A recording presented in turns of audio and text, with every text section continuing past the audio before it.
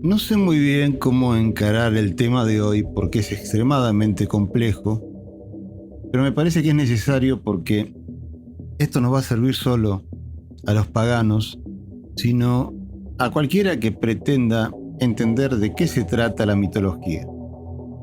He encontrado a lo largo de los años que muy poca gente, inclusive gente que es supuestamente experta en las temáticas o en las disciplinas académicas que tienen que ver con esto de la mitología, como puede ser la antropología, las religiones comparadas, la misma historia, porque para saber de historia hay que saber de mitología y poder entender cómo diferenciar una cosa de la otra, etc.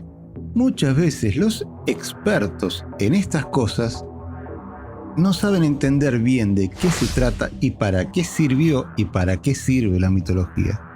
Y mucho menos las personas que se acercan, por el motivo que sea, en el caso del paganismo, para abordar una tradición determinada de la antigüedad, pero no tiene por qué ser eso solo, pueden haber otros motivos y otras razones. Gente del llano que se acerca a estas cosas sin entender de qué se trata la mitología en sí y por ende, cuando continúan en eso, tampoco pueden entender qué terreno están pisando. Vamos a ver si en este video de hoy podemos entender qué es la mitología. No solo para qué sirve, sino qué es, por qué existe en la cultura humana y si ya ha quedado obsoleta o es algo que nos va a acompañar mientras existamos como especie. Bueno, si esperan la introducción, arrancamos.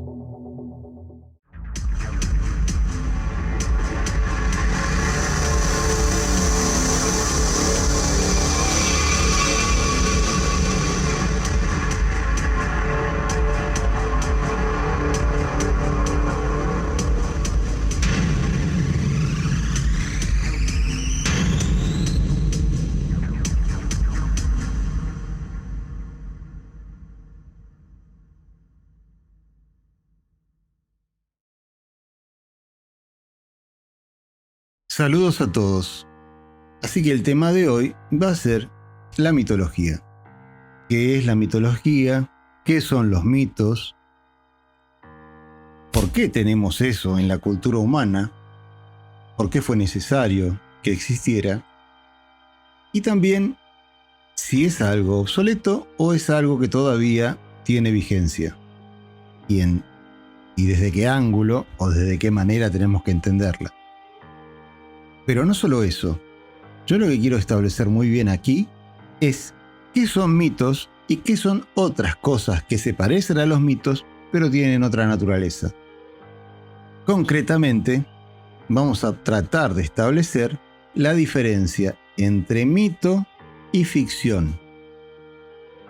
Así que vamos a ver.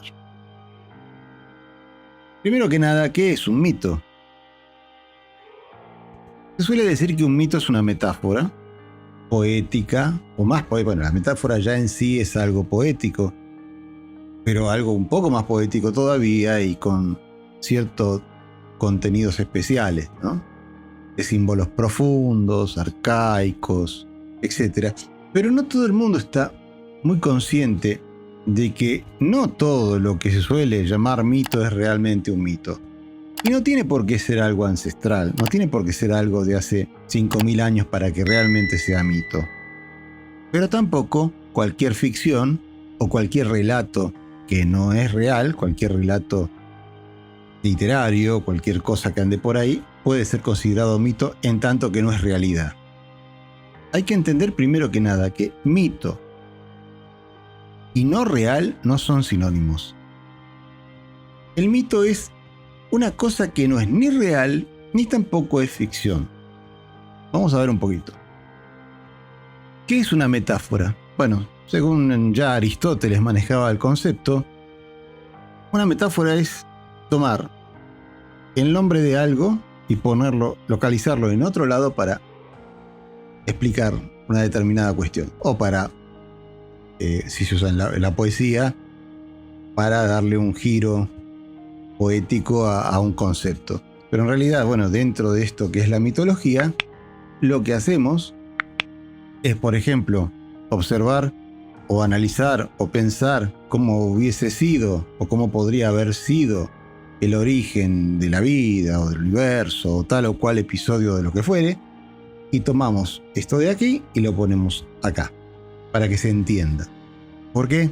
Bueno, porque los seres humanos alguna vez no tuvimos lenguaje, y como han de pensar otros animales que son conscientes, obviamente no todos los animales son conscientes, pero los que son próximos a nosotros y tienen inteligencia, han de pensar con imágenes, porque no tienen lenguaje.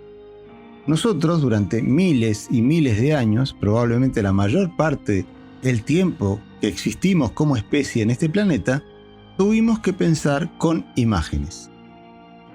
Si queríamos cazar un búfalo, pensábamos en el búfalo, después veíamos al búfalo por ahí corriendo y lo perseguíamos porque era lo que queríamos cazar, porque sabíamos en nuestras cabezas eso era comida. Si había una valla venenosa, roja quizás, bueno, esa valla roja no la tocábamos porque teníamos como la imagen en la cabeza que eso era veneno. Habíamos visto que otro de la misma tribu o del mismo clan había muerto por comer esas vallas. Hicieron una valla negra, por ahí por decir algo, sabíamos que era la segura, la que se podía comer, y la recolectábamos, la guardábamos, pero siempre con imágenes. Quizá ni nombre tenía eso, porque alguna vez ni siquiera lenguaje tuvimos. Después sí, pero alguna vez no tuvimos lenguaje. Ni siquiera nombre para las cosas que deben ser las primeras palabras que habremos diseñado. Cuando pensábamos con imágenes, los mitos no eran necesarios, porque cualquier concepción que tuviésemos era también con imágenes. Pero desde que el ser humano evolucionó, probablemente desde que tiene escritura, pero un poco antes también, que se sofisticó cada vez más, empezó a pensar en el futuro, empezó a poder proyectar la mente hacia el futuro, empezó a tener noción del pasado, no viviendo siempre en el presente, con la mente siempre en el presente, empezamos a necesitar de símbolos, de alegorías, de metáforas y de otras cosas para poder pensar, porque no había ni lenguaje escrito, ni matemáticas, ni esquemas lógicos como conocemos hoy día para observar y analizar las cosas. Y tampoco teníamos manera de dejar registro, sino era por lo poético, por las narraciones, los cuentos y las cosas que se transmitían de generación en generación. Así es como comenzó el mito. El mito tenía por función transmitir una información de una manera alegórica, de una manera metafórica. ¿Por qué no directa? Primero porque no se sabía, obviamente. Porque estábamos hablando quizá de cosas que simplemente intuíamos que podían ser de una manera determinada, pero no conocíamos su real significado. Pero además, porque ese pensamiento con imágenes que todavía teníamos fresco, aunque ya empezábamos a pensar con palabras, obviamente si empezábamos a transmitir las ideas es porque ya había lenguaje y ya había un pensamiento verbal. Nosotros pensamos con palabras. Ustedes cuando me están escuchando, oyen mis palabras y directamente las procesan. No es que se conviertan en imágenes primero. Nosotros hemos perdido el pensamiento con imágenes.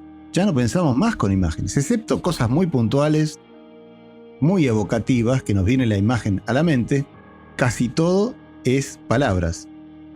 Y de hecho todo el conocimiento que tenemos de la profesión que sea o de la actividad que fuere, es con palabras. Es muy difícil que uno, salvo que sea un gráfico o alguna cosa que haya que memorizar con esa forma específica, como, no sé, por ejemplo, un mapa, una cuestión anatómica, o alguien que dibuja, no sé, y necesita visualizar en la mente lo que quiere dibujar, el resto uno lo hace con palabras. Y eso, a pesar de que ha traído innumerables beneficios, porque por supuesto, gracias a tener el lenguaje y gracias a pensar con palabras, podemos elaborar todas las disciplinas de la ciencia, la filosofía y el conocimiento humano que tenemos.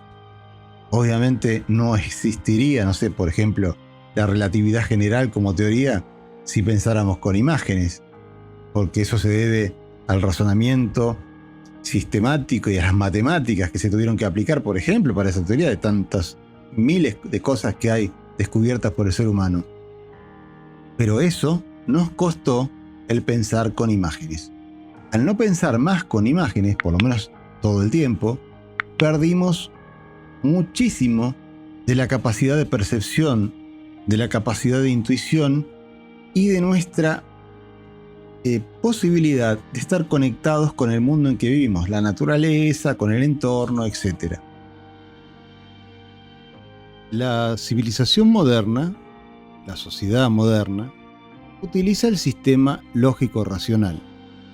Incluso a quienes razonan mal, incluso quienes hacen abuso de datos y no los procesan bien, y no los organizan bien, y que dan producto a teorías locas como la de los conspiranoicos, terraplanistas o personajes de esa índole, aún así están usando la razón, la lógica racional, solo que sin aplicar las reglas debidamente y con datos sesgados o mal interpretados o incompletos, pero en realidad utilizan la razón.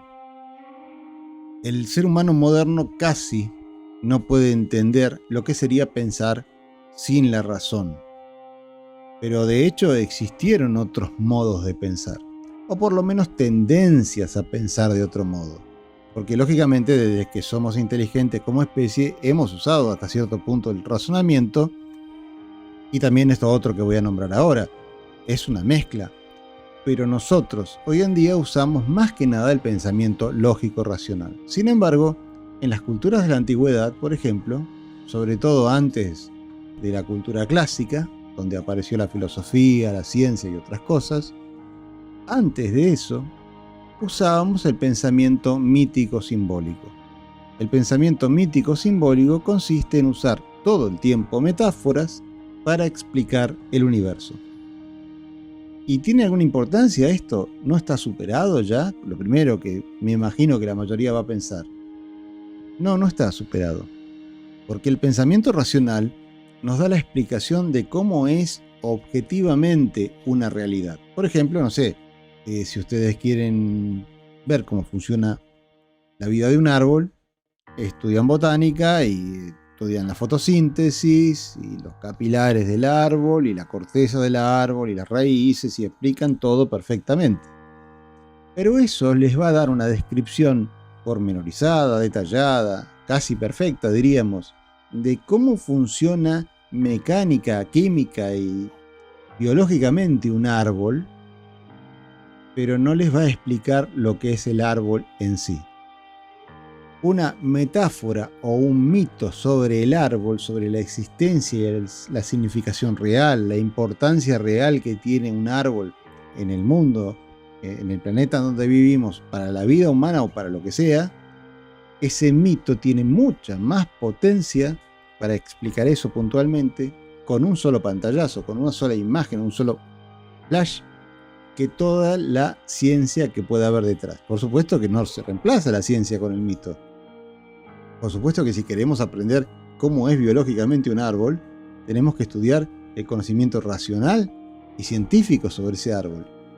Pero sin un mínimo de simbolismo sobre el árbol, nunca vamos a entender al árbol en sí. Por otra parte, ocurre lo siguiente. ¿Qué sería de la sociedad humana si todo lo hiciéramos solo pensando racionalmente? Nosotros somos seres emocionales como cualquier animal, y es probable que si existen seres inteligentes en cualquier lugar del universo, van a ser un poco más emocionales, un poco menos, pero la ecuación razón-emoción va a estar siempre presente, porque es una cosa como que la biología y la evolución lo ha asignado así, y probablemente cualquier otra especie consciente e inteligente que haya por ahí va a tener un poco de razón, o de razonamiento, de lógica y un poco también de emoción. Y nosotros tenemos ese otro lado. Así no fuera el caso en otros lugares del universo, aquí sí. Aquí somos mitad razón y mitad emoción. Y por eso necesitamos de algo que compense eso otro. Yo el ejemplo más clásico que siempre doy es la bandera de un país. Cuando ustedes ven la bandera de un país vecino, de un país exótico, siempre y cuando sepan que es una bandera, obviamente. por ahí ven algo que no saben que es una bandera porque no la conocen, pero supongamos que es la bandera de Estados Unidos y ustedes no son de los Estados Unidos. Es un signo, es un emblema de algo. Pero cuando ven la bandera del país de ustedes, es un símbolo. ¿Por qué la diferencia? Porque el símbolo implica algo emocional y significados profundos detrás. Cuando ustedes ven la bandera de sus países, supongamos que están afuera del país, están de viaje en otra parte, recuerdan a su país a través de eso. Si ven la bandera de otro país, bueno, sí, se dan cuenta que es de tal o cual país, pero por ahí ni lo visitaron, apenas si lo conocen. Hay un sentido muy diferente. Si ustedes escuchan música, y es una música linda, que les agrada, pero es la primera vez que escuchan ese tema musical, esa canción, bueno, no les dice nada. Hoy dicen, qué bueno, que está bueno este tema, pero nada más. Si ustedes escuchan un tema que les era importante hace 20 años atrás, van a tener un potentísimo golpe emocional con eso. Algo va a salir que les va a hacer evocar lo que pasaba en sus vidas o en sus cosas 20 años atrás por ese tema musical. Ese tema musical está operando a un nivel mítico simbólico. Está operando por el lado emocional, por el lado de metáforas y cosas simbólicas que le traen al presente cosas de otro tiempo de sus vidas que no estaban presentes, no estaban en ese momento pensando en eso, pero que de repente se evocan por la potencia que tiene metafórica y simbólica el escuchar esa canción o el ver un dibujo, una pintura, cualquier cosa que les haga recordar algo o que les evoque algo. Pero esto puede ser más sofisticado todavía, porque a veces se da como para explicar algo. Ustedes a veces no entienden una cosa y con una sola imagen que les muestre, todo viene a la mente. Eso no se puede reemplazar solamente con pensamiento lógico, racional, como si fuéramos robots o computadoras. No está asignado, no es parte de la naturaleza humana que sea así. Por eso, ya se los adelanto, yo voy a opinar, no puedo tener una conclusión categórica en la que todos estén de acuerdo, pero yo opino que la mitología se va a quedar con nosotros para siempre, porque por lo menos no está muy cercano el día que abandonemos por completo el símbolo, la emoción, la imagen y pensemos solamente como si fuera a través de un lenguaje de computación, como si fuera una especie de algoritmo. No sé si sería bueno o no pensar así, pero no está cerca de la naturaleza humana y si evolucionamos hacia allí va a pasar muchos siglos todavía. Bien, les voy a poner un ejemplo. Yo tengo un artículo por ahí en Reflexiones Paganas en donde hablo del pensamiento mítico simbólico. ¿Ustedes piensan que, por ejemplo, las pirámides se podían haber hecho? Las pirámides de Giza, por ejemplo, se podían haber hecho si los egipcios no hubiesen tenido pensamiento mítico simbólico, si solamente hubiesen pensado con la razón. No. Si solamente hubiesen pensado con la razón, hubiesen construido pequeños edificios funcionales que les sirvieran prácticamente para sus fines, pero sin ningún tipo de simbolismo especial.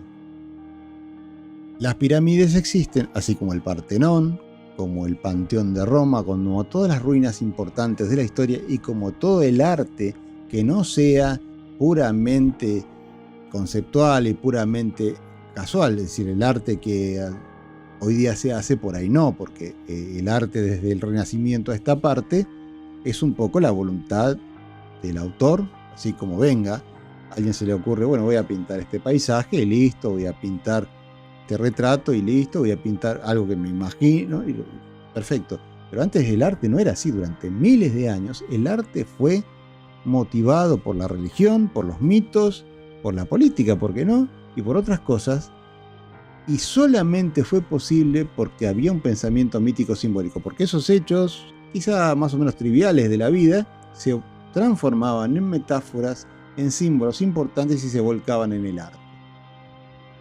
Todo eso es gracias al pensamiento mítico simbólico.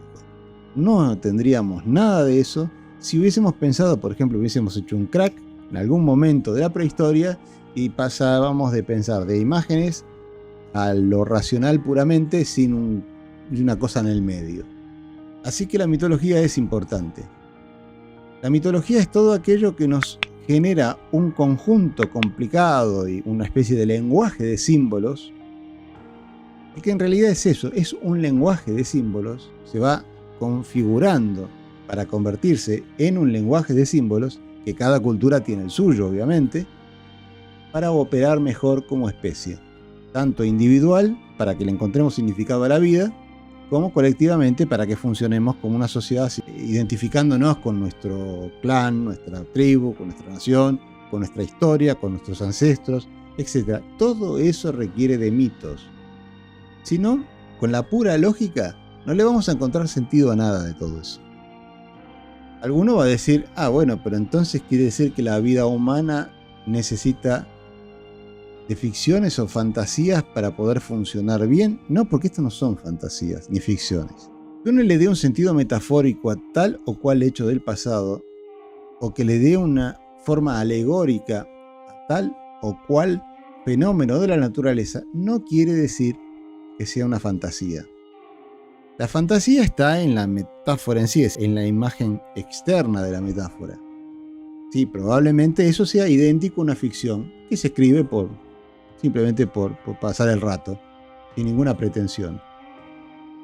Pero cuando uno va más allá de esa imagen externa del mito, encuentra el símbolo. Y el símbolo no es una fantasía lisa y llana sin ningún significado. El símbolo encierra algo importante, un significado real de lo que sea. Porque el mito en realidad se puede aplicar a cualquier cosa, no solo a la religión o a lo espiritual o al origen de la más remoto de la vida o de la sociedad, sino solo a cosas modernas también. Y eso es importante también entenderlo. Pero para que esta explicación sea completa, también tenemos que referir qué no es mito. Y todas las metidas de pata que hacemos a veces al mezclar mitos reales, mitos que son verdaderamente, como dije, un lenguaje de símbolos que nos fue transferido del pasado de hace 100 años o del pasado de hace 10.000. Para el caso es lo mismo, pero que es realmente un lenguaje de símbolos respecto de otras cosas raras que son simplemente ficción y que a veces nos confundimos. Entonces ahora vamos a terminar el concepto general hablando de eso. Decía que hay muchas cosas que parecen pero no son mitos. ¿Cuáles son estas cosas? Bueno, por lo pronto hay que entender que un mito no puede ser originado en una persona en particular. Los mitos tienen un sentido cultural. Están enraizados en una cultura y por tanto en muchas generaciones y en muchas personas distintas, pero no de un tiempo determinado.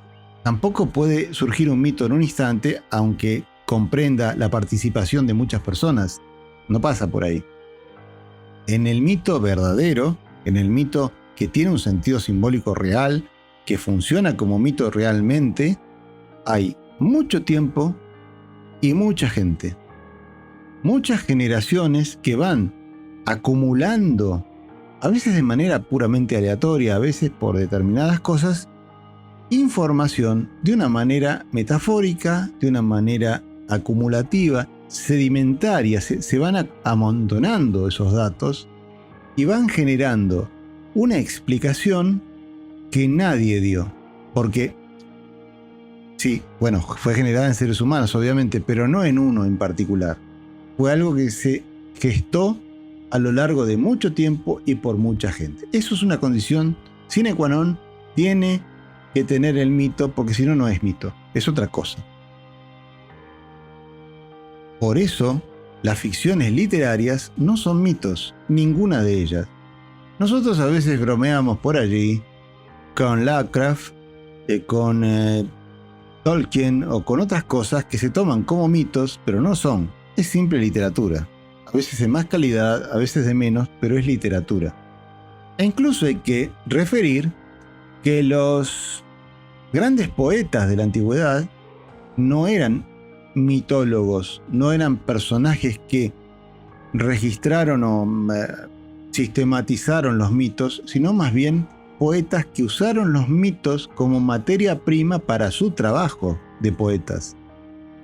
Homero, Hesíodo, Píndaro, los poetas más de teatro de la antigua Grecia, como Esquilo o Sófocles, los poetas romanos como Ovidio o Virgilio, no eran personajes que acumularon mitos y los sistematizaron, sino personajes que se valieron de ellos, tal y como hace Disney, como hace Marvel, como hacen cualquier otra empresa de entretenimiento de hoy en día con respecto a historias antiguas. Obviamente, para referir la mitología griega, probablemente no nos quede otra que apuntar a alguno de los poetas griegos, porque son los que se encargaron de registrar todo eso. Hay 2 o 3 cosas que podrían no pertenecer a esto, pero en general, toda obra que contiene la mitología griega tiene que ver con algún poeta de la antigüedad. Pero por ejemplo, no pasa en el Antiguo Egipto. En el Antiguo Egipto la mitología no pasaba por la poesía ni por la literatura. Se registraba en tumbas, templos, estelas de la realeza, mensajes políticos, digamos, un montón de cosas, que es lo que se rescató, obviamente, lo que sobrevivió, y de donde se recoge los mitos egipcios de una manera mucho más, no sé si decir precisa, pero por lo menos mucho menos contaminada por la cosa de culebrón. Muchas veces uno ve la mitología griega y parece un culebrón latinoamericano, ¿no? Estas novelas que pasan a las tardes en los canales de televisión, o que pasaban hace años la televisión abierta. Algunas de las aventuras de Zeus, por ejemplo, parecen cosas, pero no eran así en la mitología original. Eso es el material de entretenimiento y la cosa novelesca que le imprimieron los poetas clásicos. La mitología no es eso. De hecho, podríamos decir, aunque quizás sea un poquito exagerado lo que voy a plantear ahora, pero podríamos decir que desde el momento que un mito se pone por escrito, ya pasa a ser literatura mítica, que no es exactamente lo mismo. El mito genuino, real y auténtico se transmite oralmente, y no por gente especializada en la poesía o en algo que lo quiera transformar en otra cosa, sino por las personas comunes. El mito es algo que se transfiere culturalmente. Cuando pasa a la literatura, cuando pasa a ser escrito o a sistematizarse en un libro, ya deja un poco de ser mitología. Es otra cosa. Es como ficción apuntando a la mitología. Otra característica que tiene, como decía, no puede ser hecha por una sola persona. Pero también hay otra cosa. Así se ha hecho por muchas personas y por mucho tiempo, durante mucho tiempo, tampoco puede tener el sentido ni de entretener, ni de ser ficción en sí. Es decir, cuando un novelista o un guionista cinematográfico, o muchos, a veces, generalmente estas cosas se hacen de muchos, salvo que sea un escritor unipersonal que saque novelas, cuentos o lo que sea, pero todo lo demás hoy día se hace entre grupos de guionistas. Cuando se juntan estas personas para hacer algo, lo hacen con un propósito determinado: entretener, hacerte creer una historia determinada, aunque todo el mundo sabe que es ficción, pero bueno, que sea convincente y contar una historia que es ficticia, pero sin otro propósito que entretener, provocar emociones o lo que sea, pero no explicando nada en particular y no transmitiendo un conocimiento ancestral. Entonces, jamás algo hecho de esa manera puede convertirse en auténtica mitología. Y por eso, Lovecraft, Tolkien, Star Wars, Star Trek o lo que sea, no son verdaderos mitos. Son sagas de ficción cinematográfica, literaria, televisiva, lo que quieran. Y son muy interesantes. A mí, yo soy fan de 2 o 3 de esas cosas, pero no son verdaderos mitos. Uno no puede usar eso como se usan los mitos. No tiene verdadero peso cultural, no tiene verdadero simbolismo ancestral, potente, arquetípico. Una de las cosas que tiene que ser todo verdadero mito es estar conectado con lo que en la psicología de Jung, o en general, bueno, se puede llamar un arquetipo, una fuerza primaria y fundamental de la naturaleza o un principio básico importante de la vida humana que le dé a ese mito, a esa historia que se está contando un sentido trascendental, un sentido mucho más profundo de lo que parece tener a simple vista.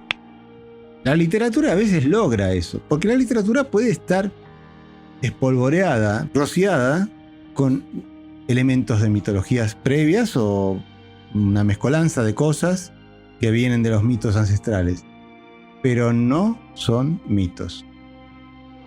Esto es muy importante. Entiéndase que la literatura no es mito. La literatura puede ser, sí, basada en mitos, ¿por qué no? Como decía, de los poetas griegos, pero pueden ser poetas modernos también, o escritores de lo que sea, modernos, que se basan en mitos.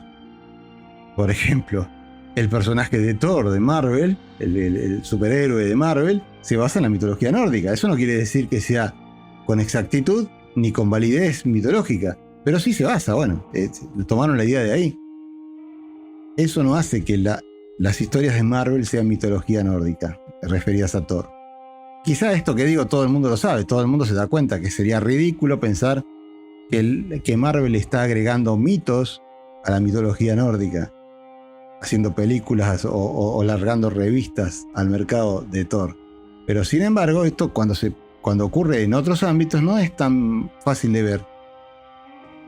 Hay mucha gente que piensa en los cuentos y las narraciones de Tolkien como si fuera mitología real, cuando él, en realidad, era un tipo católico que quiso hacer una especie de mitología ficcional, inexistente antes, y no se basó en muchas cosas, sí, porque uno nota, si uno lee un poco con atención y conoce un poco de las mitologías ancestrales, se nota que en todo lo que narraba Tolkien hay elementos de diferentes mitologías, pero él hizo una ensalada tal ahí, una cosa tan compleja, que en realidad no significa nada.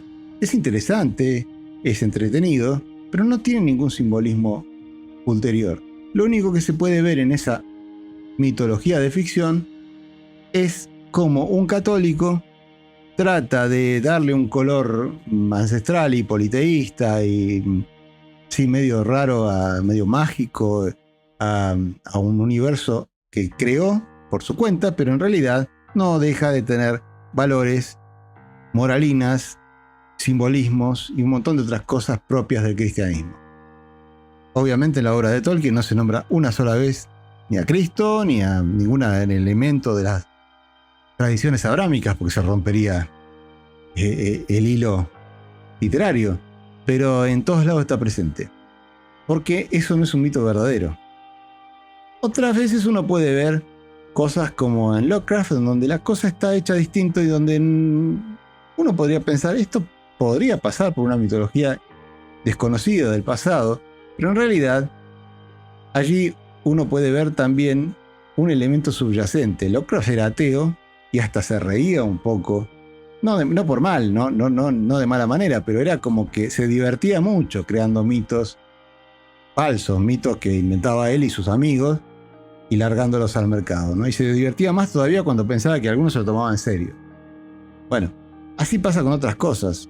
Ayer estaba hablando casualmente de que existe, por ejemplo, la religión de los Jedi. En Europa, sobre todo, en Inglaterra y en España, me consta que existen. Estamos todos locos porque una ficción cinematográfica de algo bastante tonto de hace 20, 30, 40 años, uno lo vuelca en una especie de culto religioso. La mitología no funciona así, y por ende las religiones tampoco deberían. Pero no nos metamos con la religión porque complicaríamos el tema de hoy. Volvamos a los mitos. La literatura de entretenimiento o que se crea con finalidad específica nunca puede ser mito. El mito nace de personas anónimas que no son especialistas en la escritura, que simplemente transmiten de boca en boca las cosas y a lo largo de mucho tiempo. Bueno, concluyendo, la mitología es parte de la cultura humana. Desde que empezamos a desarrollarla, empezamos a tener cultura, esto fue más o menos 80.000 años atrás, puede ser considerado 40.000 años atrás, 80.000 años atrás comenzamos a tener verdadero lenguaje, más o menos, ¿no? Y nos comenzamos a vestir. 40.000 años atrás comenzamos a generar pinturas rupestres y otras cositas, así que bueno, depende de cuándo se quiera considerar, pero por lo menos hace 40.000 años que existe la cultura humana. Y es muy probable que los primeros gérmenes de narraciones míticas hayan comenzado por entonces. Por supuesto, de eso no se conservó nada. Comienzan a aparecer mitos que se conservan desde hace 6 o 7.000 años, cuando la civilización comienza. Pero bueno, los mitos están presentes desde aquel entonces, los siguen estando ahora, con otros colores, otras cosas. Incluso la gente que dice no importarle todo eso o parecerle tonterías, sigue teniendo sus propios mitos. Hay muchos mitos políticos, hay muchos mitos de las ideologías modernas. Se sigue utilizando continuamente el lenguaje mítico, simbólico para un montón de cosas que no son precisamente las espirituales o las trascendentales, pero igual siguen estando. Y por supuesto, si queremos llevar a cabo una vida espiritual, necesitamos también de los mitos. Incluso las religiones o las tradiciones o las tendencias que son filosóficas necesitan de los mitos, como por ejemplo el budismo. No existiría si no tuviese mitos, no podría funcionar sin mitos. Pero también es muy probable que nos sigan acompañando estos mitos, este pensamiento mítico simbólico, mientras seamos una especie consciente habitando sobre este planeta o quién sabe dónde en un futuro lejano. Los mitos pueden evolucionar, pueden ir cambiando, lógicamente, como cambia la cultura, pero van a seguir estando. Y no tiene nada de malo, porque nos otorgan esa otra cara del pensamiento humano, esa otra faz, que es la posibilidad de pensar con imágenes, con metáforas, con símbolos, que no está permitido por el pensamiento lógico racional. Es imposible. Y si alguno duda todavía, después de todo lo que dije, que los mitos son necesarios, considere esto: no habría arte de ninguna especie si no fuera por los mitos. ¿Les gustaría vivir en un mundo sin arte? Yo creo que no, ¿verdad? Así que de eso se tratan los mitos. Y recordemos también, los mitos no son literatura, los mitos no pueden estar redactados por un tipo que se sienta en un escritorio con una computadora o con lápiz y papel o con una máquina de escribir o lo que fuera, en el siglo que fuere. Los mitos no son las compilaciones de relatos antiguos que hacían los poetas clásicos o los poetas del Renacimiento o los poetas como Dante, que también hizo lo suyo dentro de la mitología y dentro de la dinámica de la tradición cristiana, o Milton, por ejemplo. Esos no son los que crean los mitos, esos son los que recogen los mitos y los convierten en literatura. Y mucho menos, tenemos que recordar siempre, no pueden ser mitos las cosas modernas que generamos para entretenernos. No solo porque son frivolidades, en última instancia, sino porque no tienen ese origen legítimo que tiene el mito.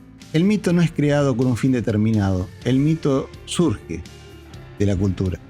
Esa es la diferencia. La ficción literaria o la ficción cinematográfica o televisiva o de revistas de cómics o lo que sea, se generan para entretener. Que pueden tener un significado profundo es otro tema. La literatura tiene muchas veces significados muy profundos y hasta transmite ideas importantes y hasta puede cambiar. Una literatura compleja, interesante, que tiene muchas ideas que transmite, puede hasta cambiar la sociedad en un momento dado, pero eso no tiene nada que ver con lo que estamos hablando. Nadie dice que la literatura sea menos importante porque sea diferente del mito, atención. Pero no es de eso que estamos hablando. La literatura hoy no es el tema de conversación, no es el tema de análisis. Así que bueno, eso es la mitología y por eso son importantes los mitos. Era lo que quería explicar en este video, espero que les haya gustado. Con esto terminamos por hoy. Y bueno, comenten, participen, den a conocer a ver qué opinión tienen sobre estas cosas. También si les interesa profundizar en estos temas, denle me gusta si les gustó el video. Ya les digo que el canal tiene que crecer, estamos muy chiquitos todavía. Los veo en las redes sociales o acá en los comentarios o en la comunidad del canal de YouTube. Será hasta la próxima entonces. Saludos y bendiciones a todos. Nos vemos.